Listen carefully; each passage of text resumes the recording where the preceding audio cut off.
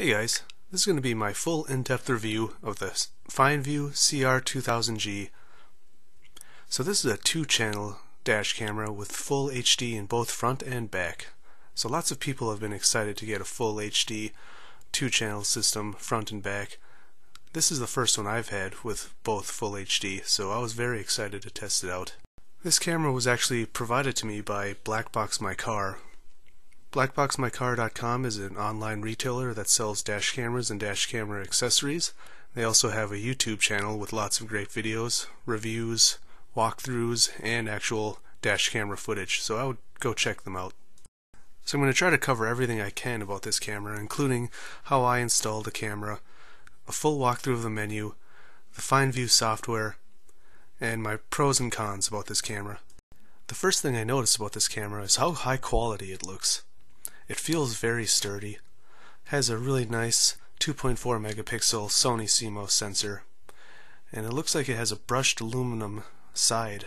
At least part of the body looks like brushed aluminum. It does have 2 memory card slots too, which is really nice. This way you can save some types of files like parking mode on one of them and normal recordings on the small micro SD card. It's got a nice touchscreen on the back, the USB and video out. The USB is for file transfer. On the top we have the power input, and the micro USB, or excuse me, mini USB is for the rear camera. The only thing I don't really like about this camera is how it has the mount on the top, so it gives it that bell-shaped design. But you can still hide it pretty well beside your mirror. So here's the rear camera, which also has that ring around it, which you'll see later is actually a light. Overall, I'm not that satisfied with the design of the rear camera, but it's very similar to the front camera where it's sort of bell-shaped design, and that's done on purpose to make them very visible. So this is the mini USB cable that came with it. This connects the rear camera to the front camera. I don't really like how thick it is, but it is sort of necessary, I believe, so it can control the light function on the rear camera. It came with a typical 12-volt adapter for your cigar socket, but this one does actually have the USB on the top. That way you can charge your phone. So I'm going to go ahead and show the menu in depth for this video.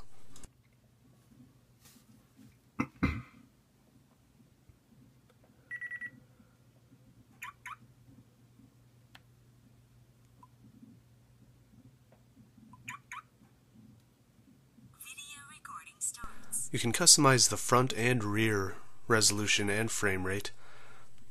And what's really neat is you can change the parking mode resolution also.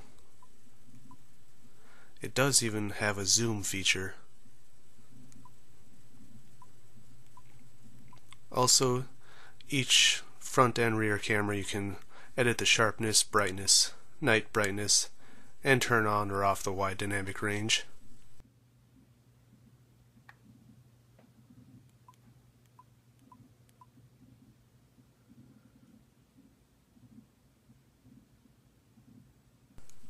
The shooting mode just switches between auto or low levels of light.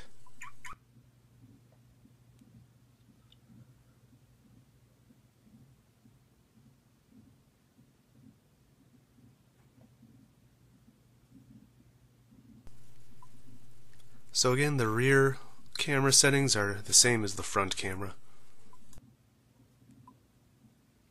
One feature I really like that I wish my Blackview cameras had is a way to dictate how much space is used for different types of files.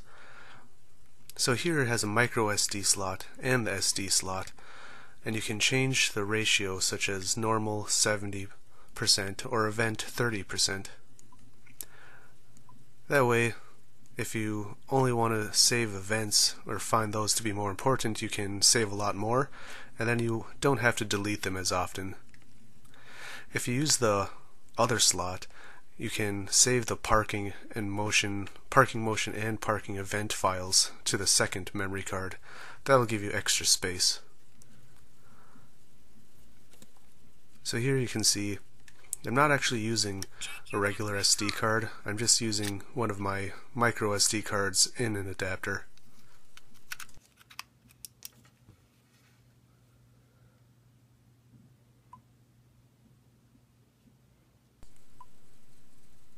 So in the system settings, there's some volume settings. The display settings let you customize how long the LCD stays on. You can't even have it just display the clock.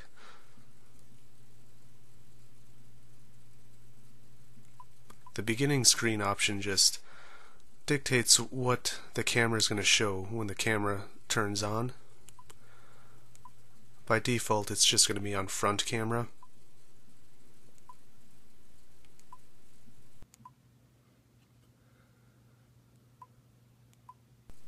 That allows you to hide or show the menu button. And here you can actually change the LED settings, which I didn't know at first was possible. So this is the default blink. Then there's a rotation.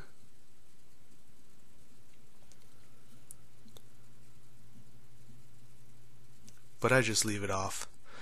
I had mentioned in my unboxing video that I thought it wasn't possible to turn off and that Pier 28 was going to make a bracket to cover it, but that was actually the Panorama X2 camera. So it's good to know that this one actually does have the option to turn off that light if you don't like it. I believe that's also why the rear camera has to use a full-size mini USB cable. The sensitivity settings do what you would expect. Motion sensitivity, event sensitivity, which is going to be the G sensor. The motion sensor will actually record 10 seconds before the motion and 20 seconds after. Most of the Korean cameras will do that, where a lot of the cheaper cameras like the G1W won't actually start recording until after the motion triggers it. That's a very important feature in cameras with motion sensors, to be able to buffer the recording. That way you don't actually lose what might have triggered the motion sensor.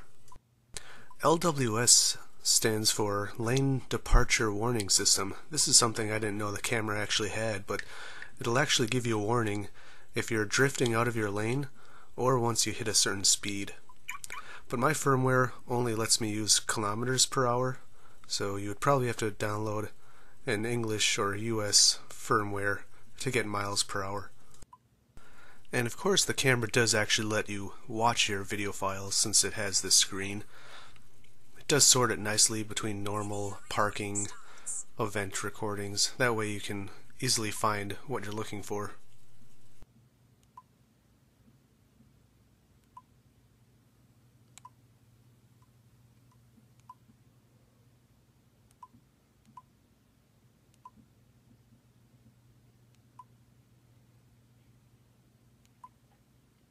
Here you can see the firmware I have. I did not update this at all since I've gotten it. So right now this is how I have my Finevu installed. Since I have my 650 Blackview there, I just have it off to the side a little bit. This is just temporary since I have so many cords already from all the other cameras. But you can see back there I just have the cord dangling. But that's about as high up as I can get it, which I don't really like because it ends up being so noticeable, which I guess is the point. It is a big square or cube and it looks like HAL 9000, so when you walk behind the car it's very, very noticeable. I much prefer the design of the Blackview rear cameras. Also the Panorama X2 has a very similar cylinder shaped camera. I believe the Lucas cameras do also. So I guess Finevu just really wanted a noticeable camera. Normally if you install this, obviously you would put the cable in the headliner and it wouldn't have to dangle like that. You can see here the rear camera also has a blinking light around the lens.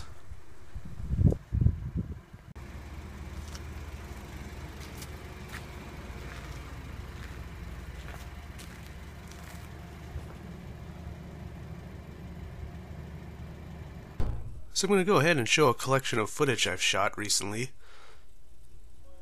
Now my window is dirty, but this was during a road trip, so it's hard to keep it really clean all the time. You'll see when I show the rear footage, I actually had snow that would blow over my rear window, so then you couldn't even see out the back. This is obviously going to be an issue in areas of snow, but you just got to do your best to keep your windows clear if you can. So in my unboxing video, I mentioned that some of my files had a lower bitrate than others. After investigating, I do feel that it is just the night footage that drops to 11 total megabits per second, including audio. So the camera knows when you're filming at night, and probably to compensate for the harsher recording conditions, it does drop at 1 megabit per second. But even with that drop, it's still noticeably higher bitrate than any of the Blackview cameras that I've been currently using. Having the full HD in the back with the same bitrate as the front camera makes a huge difference. It definitely looks a lot more clear than the standard rear cameras of the Blackview 550 or 650. But like I've said before, I haven't used the Blackview 750 model yet, so that's something I am looking forward to trying eventually in the future. I am slightly disappointed with the ability to read license plates in fast-moving video, but again, since this is a two-channel system, I think you always got to expect a little bit lower quality than a single-channel system. But this camera definitely does pretty well compared to other two-channel systems. But of course, I always recommend having your window as clean as possible, because a dirty window like mine is definitely going to make it a lot harder to read any license plates. But this camera does also have the sharpness settings you can customize. One thing I need to point out, since a lot of people often ask about this option, is you can't turn off the speed setting. So this one is only showing kilometers an hour, but I found no option to actually turn that off, so no matter what, I'm going to have my speed displayed at the bottom. You also can't change the length of the recordings, but 2 minutes is a pretty good recording length anyways, so I would prefer 1 minute, but it's not a deal breaker for me. You can download viewing software from Finevu also. My recording is a little choppy, but it gives you the basic options that most of these programs have. There is also a GPS window if you recorded GPS data. I do like this picture-in-picture zoom mode. I think I would prefer to use the registrator viewer though. It has a lot more options than this software.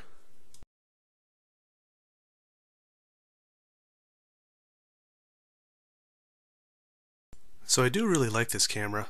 Obviously the best feature of this camera is the fact that it has full HD in both front and rear. On top of that, it does have relatively high bitrate for a two-channel system. I like the easy-to-use menu on the touchscreen. Even though I would prefer no touchscreen, it is really convenient. The lane drifting warning system is pretty neat. I'm not really sure how useful it would be for me, but it is something that I had never seen before in a dash camera. The memory settings are really fantastic. I like how you can customize which memory card is recording what type of file and how much of each type of file. The dual memory card slots in general are really awesome because it really lets you double how much storage space you would have in a typical dash camera. The parking mode for this camera is also very great. Similar to the Blackview cameras or other high-end South Korean cameras, it does buffer the recording, so if something triggers the motion sensor, you'll actually capture 10 seconds before and 20 seconds after. I also really appreciate that you can change the brightness settings just for nighttime recording. There are a few things I don't like about this camera though. Like I said before, you can't change the length of clips, but that's not that huge of an issue. What is a bigger issue though, for a lot of people, is the fact that you can't remove the speed indicator on the bottom, so you're always going to have your current speed shown in all of your videos. The cable thickness, as I mentioned before, is sort of annoying. It makes it a little harder to install, but it's something you're only going to have to deal with once. My biggest issue though is the form factor. Like I mentioned at the beginning of the video, I don't like the bell-shaped design. It makes it a little bit harder to conceal a camera, but like I said before, this camera wasn't really designed to be discreet. It was actually designed to be very visible. So if that's an issue for you and you want a discreet camera, this might not be the best option. But if you don't mind the camera being visible, this is actually a great 2-channel option. You're still going to get better video quality with single channel cameras, but if you do want one system that has front and rear, this is a great high quality option with relatively high bitrate. After doing some research, there is actually some English firmware and a USA version for sale, so you should be able to get miles per hour. Mine was provided by Blackbox My Car. They're actually a Canadian retailer, so that's why mine came with the kilometers an hour instead of the miles per hour. As usual, if you like this video or my other videos, please hit like and subscribe, and I'll see you next time. Thanks for watching.